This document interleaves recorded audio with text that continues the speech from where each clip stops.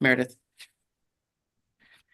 Good afternoon. Welcome to the Environment and Transportation Subcommittee of Natural Resources, Agriculture, and Open Spaces. We will be discussing one bill today. It is SB 968, Howard County, Patuxent River Wildland, use of mechanical or motorized equipment. It's pretty straightforward, but there have been some conversations and even questions from me, and I know Emily Wilson has decided to come on to clarify, but Patrick, you want to quickly just run through the bill for folks? Yeah, this is about the Patuxent River wildlands. It's wildlands are supposed to be as pristine as possible, and this allows the use of mechanical and motorized equipment to retain existing trails and remove or replace or dispose of non-native species in the Patuxent River wildland. Simple as that. Yeah, and it's going to allow volunteers, and some additional clarification, but it allows volunteers, and I can't determine whether or not this was clarified.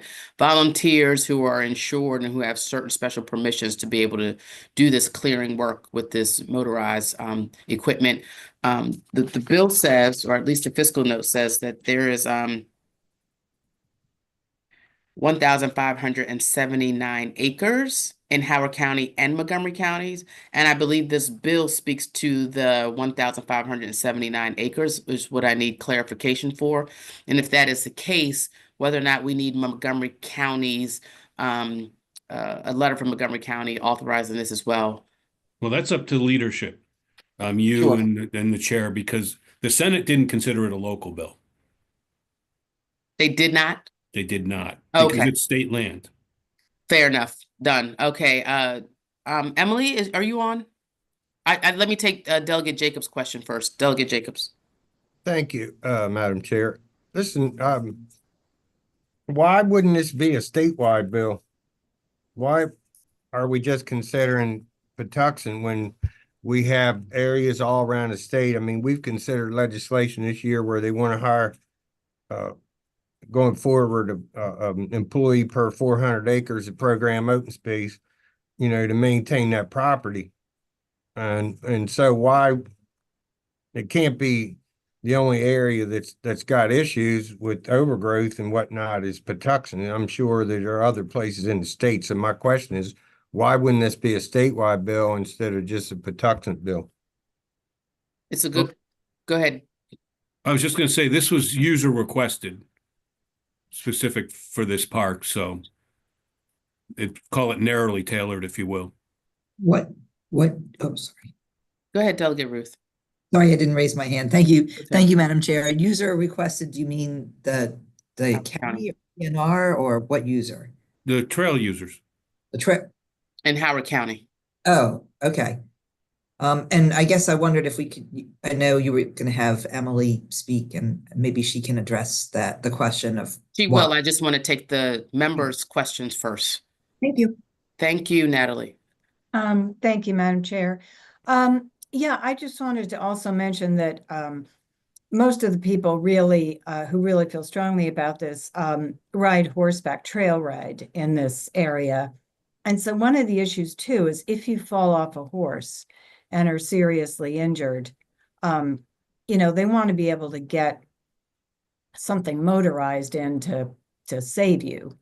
And that's a big part of this too. I think it is also a safety issue as well as just, keeping the trails cleared in a way that is efficient, shall we say. Yeah. Well, clear to be able to walk, to be able to address or be able to access folks in an emergency. I think the bill also states that it can't create any new trails. It only is supposed to manage current trails. Correct. And Delegate Ziegler's scenario, as I understand it, has happened. Yeah. Oh, yeah. Mm-hmm. It's not a hypothetical. No. Yeah. Is there any other questions from members before I call on Emily Wilson? Emily, are you? Hi, yes, I'm here. Thank you. Can you help clarify a couple of the questions here, especially from Delegate Jacobs and certainly myself about kind of the need and who's asking this, and given that it is state land, I think Delegate Zeke could clarify that this was a user request. And I need to kind of also clarify in the I guess the original bill, as well as in the fiscal note, it really talks about volunteers who would be doing this work would have to be somewhat like insured, people who are on a very narrow list of individuals that would be able to do this. And I need to know, one, does the bill still speak to this? And I think and then speak to Delegate Jacobs' question about state land. Okay, there's a lot here. I know, yeah, we got time, so just. Yeah, okay. So, yeah, we did request the amendments on the bill, and the bill that spoke specifically to volunteers. However, we lifted language from the existing statute related to Parker's Creek wildlands. There's innumerable wildlands across the state, and each one of them is in the natural resources article, and each of their meets and bounds is listed in statute. Hence the length of the bill at this point in time, because it includes the meets and bounds. Each one is treated just a little bit differently, but we did choose to lift language that exists in statute, so we're not doing anything differently than we've been able to do at an existing wildland. You all are correct in that there was an incident some years ago where someone fell off a horse, as I understand it, and it was difficult for emergency responders to get back to that person, to get them out and to get them to the place where they needed to be. So this has been a discussion that's been going on with some specific trail users in this area for a while. And this is where we landed in terms of the department being comfortable. What I want to stress, and Patrick touched on this, is that these are still wildlands, and we're serious when we use the term wild. We're not talking about going in here and having like a trail day where we've got a group of folks working with us, just, clearing trails only for recreational purposes. This is, this whole issue was brought to us as an emergency access issue. We certainly are sensitive to that and recognize that. So we want to address that, but we're going to address that very narrowly. We have friends groups that work with us on many of our state lands across the state, and they'll have, what we call trail days, and they come in, they're certified to use chainsaws and so forth, and they'll open up and clear trails, for recreational pursuits, hiking, biking, horseback riding, and so forth. We don't do those kinds of work days on wildland. So if a tree falls in a wildland, a tree falls in the wildland. It's wild, it's meant to be left alone. But again, we're threading a needle here, understanding the need for this emergency access. And again, we want to be sensitive to that. And we want to come at this more from a common sense standpoint. So that's why we lifted language existing in the statute, and we have agreed to work very closely. We are in discussions with the Lisbon Volunteer Fire Company, which is the local fire company in that area, to work out language with which the department can be comfortable, where we will oversee any eventual work that we would do in terms of looking at it from an emergency access standpoint. I will also say that there's a $100,000 restriction in our Park Service budget currently pending said MOU. So like I said, we have something drafted for the review of the Lisbon Volunteer Fire Company at this point, and are looking to work very closely with them on an emergency access standpoint. I hope that helps. Yeah, no, thank you so much. I just want to clarify that essentially, let me word this correctly. There are trails in wildlands that have probably just been created by people moving in wildlands and creating a path versus an artificial path created. And now that that path is created, we don't necessarily keep it up. So what is the other wildlife area that you mentioned that you lifted language from? Parker's Creek down in Culver County. So Parker's Creek, and then now the Patuxent would be the only two that would have this type of access permission where for emergency access purposes. There are, as I said, there's innumerable wildlands in statute. There's so many that it goes like double A down to like double G through the alphabet. But Emily, the question and would there- be is how many of them are used in the same ways as this past one as well as this one are used? Because I think to Delegate Jacobs' point, then why aren't we talking about all of them? Or are we just talking about this one very narrowly with the kind of boundaries? Is because this particular part of the Patuxent River wildland has a trail on it. Right, and you're wise to point out that this does speak to existing trails. I will also point out that in the overall wildland statute in 51212 is language that talks about providing the department the ability to maintain the wildland, maintain the administration of the wildland. I'm trying to look for it now. Measures, including measures required in emergencies involving the health and safety of persons within the area. So we do have, some flexibility overall. This was an issue that's happened specific in Patuxent wildlands it happened to happen on the Howard County side. So And why doesn't 51212 give you overall coverage? it probably could, but like I said, we've been in discussions with these user groups and with the senator from this area for quite some time now, and they were very passionate about ensuring that language was sufficient such that we could enter into an MOU, which like I said, we're in the process of doing at this point in time. Delegate Ruth. Thank you, Madam Chair. If Delegate Jacobs wanted to follow up on his question, I'd defer to him first, if that would be okay, Madam Chair. If he wants to. Oh, well, I did. Thank you. So Emily, I guess, and I'm not looking at 512 right now. I'll look it up, but apparently there's some sort of language that permits emergency, I guess, equipment or personnel to go in any state wildland, as you just indicated. So, I mean, I think my whole point is that I think that's important. I don't think we should pick out one and say you have authority under emergency. I mean, as narrow as you want to make it, I understand the importance of it narrow with the relationship to wildlands and how you want to keep them wild.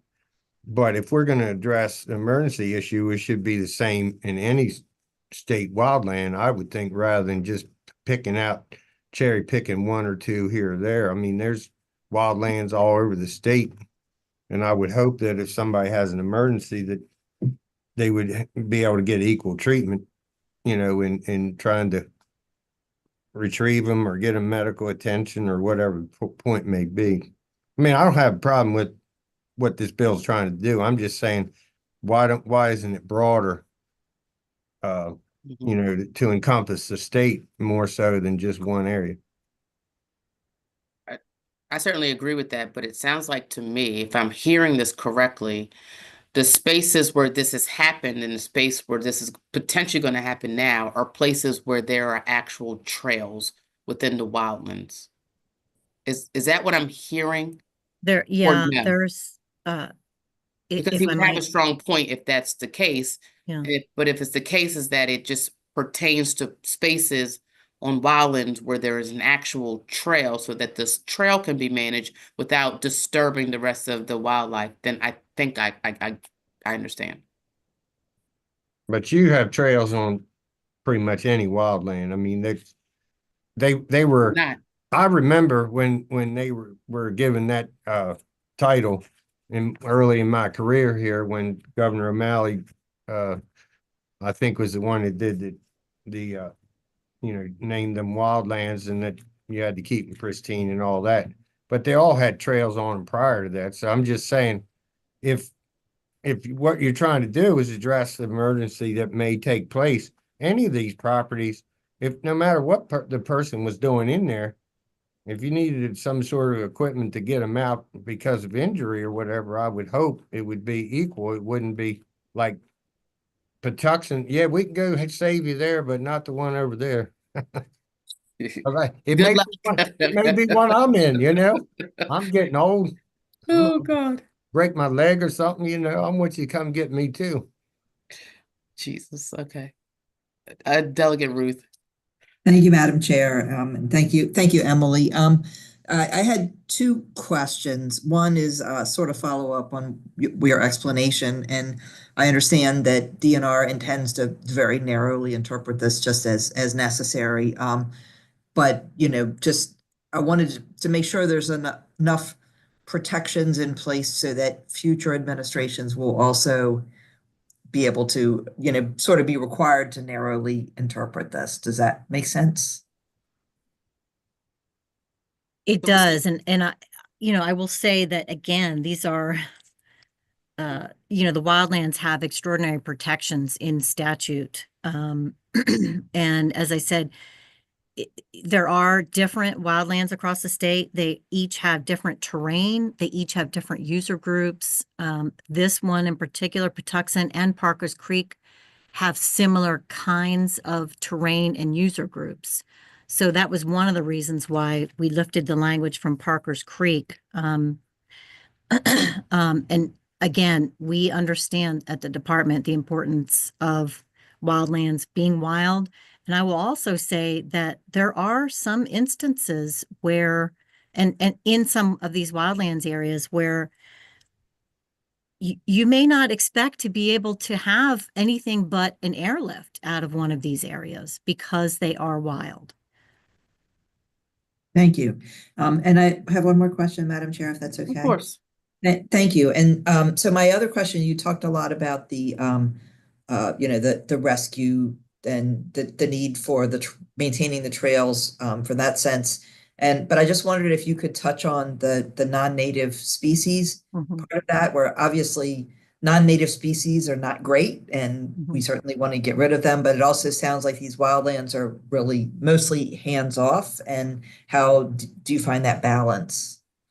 Right. So they're wild, but we certainly don't want them to be supporting non-native species. And again, Parker's Creek down in that area, I know that's a particular concern down in Culver County, and parts of these Patuxent wildlands can be a host for some of those similar types of nefarious weeds, if you will. Thank you. So I want to, I'm sorry, Delegate Ruth, do you have other questions? Delegate Baker. Thank you, Madam Speaker. Okay, as I read the Chair, yes, chair, not speaker, chair. I'm speaking, but I'm not the speaker. Thank you. chair. Thank you. Okay, thank you, Madam Chair. Okay, it talks about maintaining, using some of these mechanical or motorized equipment to go in and maintain some of the trails. I know when I do hiking down through West Virginia, a lot of the trails that I hike on are only at best 18 inches wide. So they're not talking about going into these wildlands and widening those trails, are they? So that would be my only concern, because I know some of the trails that I hike on regularly down there, four-wheelers without permission have gone through there, and they've actually widened much of the trail as wide as the four-wheeler. And it's just not as enjoyable hiking there as it once was. I used to love the part of the trails that I hiked on where, you could actually rub up against the rhododendron or the laurel, and I wouldn't want to see trails widened. That's just my So thought. you make an excellent point. And so as I understand the bill, it doesn't allow any, so in other words, you can't create any new trails. You can only touch the trails that exist, and there's no widening other than clearing. And so clearing the current path that's potentially And already that's there. what I was reading, but I just saw maintain. So once I go in there, and if I need to get to a wider section of the trail and I have to go through a narrow section of the trail, That's a good point. I just You wouldn't then want to have to see. widen the trail to get to there. Correct. That's a in good some question. instances. Emily, So can you answer that? that was my input. No, we share the same concern, and that's why, as I said, the MOU that we have drafted, I've seen a draft of it. It's very tightly tailored such that any work for emergency access would be done in conjunction and under the supervision of the department. Okay. Any more questions, Delegate Baker? Okay, so there aren't any amendments to this bill. It would be a straight favorable as it had come from the Senate. I guess I hear counsel in that while a portion of this is on, and I just got the map that Emily sent me showing which portion of this essential boundary that we're talking about, this 1579, is in Howard County and what is in Montgomery County. And while the Howard County delegation, both Senate and House, agreed to this and has brought this, that we don't need Montgomery County because this is state land. And so this is state land, but in particular, talking about this section that mostly is in Howard County, where an emergency happened once and we are given some specific positions that's specific and tailored to 5-12-12, which already has a permission to be able to clear trails in an emergency only. Emily, am I correct? This is actually written to 51203, which is specific to 51203. Patuxent wildlands, right? Mm-hmm. Sorry. That's right. No, but you mentioned 5-12 of the natural resources article, which talks about the kind of like the inability to touch wildlife. But yeah, It says 51212 except is, fire, except fire roads may not exist with any wild. It's talking about what can't happen there, what's not allowed there. yeah, it does talk about prohibiting the use of generally does. the use of motor vehicles, motorized Mhm. equipment, motorboats, Yes. landing of aircraft, et cetera, et cetera. Because it says including measures required in emergencies involving the health and safety of persons within the area. There shall be no temporary road, use of motor vehicles or motorized equipment. So essentially this bill addresses 5-12-12 in the section where we're talking about the allowance for not a temporary road, but the use of motor vehicles or motorized equipment. Landing of aircraft, other forms of mechanical transport. Right. It's a little bit more narrowly tailored and specific to, we're interpreting this as emergency access. Okay.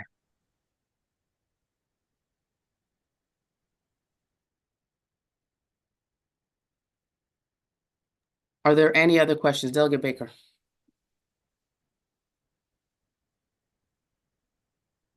Sorry, I didn't lower my hand, but I do Oh. have a question or Please. a thought. Part of the experience of going into a wild area is to see no signs of man. So how often would you think motorized or four-wheelers, et cetera, equipment would be going in on these wildlands? Because every time you go in, you're going to leave a trace. And like I said, part of the experience is going on wildlands because you want to try to think that you're going into places where man hasn't ever been or hasn't been for a long time. Does that make sense? I certainly don't expect this. Like I said, we have like friends groups that do regular trail maintenance days. That's not Okay. what this is about at all. This is. So the trail maintenance days are by foot. No, what I'm saying is we have in separate instances beyond the wildlands, we have friends of groups with our different parks across the state that will host trail days where they bring in their volunteers under certain guidelines, et cetera. And they come and with the express intent of clearing and widening and opening up trails for recreational use as appropriate on different state park properties across the state. This is different. This is not looking like a Friends of Trail Day. That's not what we're talking about here under this bill, because these are wildlands. It's a different layer within the otherwise Patuxent River State Park, but it's an additional protected layer known as wildlands that, as you said correctly, are meant to be wild. So going in there and doing this kind of work, I don't see that happening very often at all. You know, we could probably consult with the local emergency responders and just, figure out what may or may not need to be done Okay, every now and again. thank you. And so again, you have MOUs with other friends of groups that manage trails in state parks, Mhm. but not necessarily wildlands. Correct. Delegate Ruth, That was my question. Thank you, Madam Chair. you're welcome. Okay, so just to sum this up, Emily and colleagues, I think this is just really about emergency access, I guess. And so if folks are comfortable, if there are no other questions, I'm certainly open to a motion to move the bill. Move the bill, Madam Chair. Is there a Second. second? Second. Bill's been moved and seconded. Is there any additional questions? Any additional discussions? Okay. All in favor of the favorable motion, say aye. Aye. Right. Any objections? Any abstentions? The bill moves favorable to full committee. Thank you all so much. Thank you, Emily, for being on short notice. And I know folks are anxious because now they can freely go run to their bills in the Senate. Good luck to you all, especially if you're in rules. Be brief, be succinct. Go get them. I just finished and I was told no more than 2 sentences by the chair. 2 sentences. Wow, Wow. wow. Wow. I'm sorry, friend. Oof. Ugh. Make sure they're long sentences. A lot of commas, a lot of semis. No need for me to go.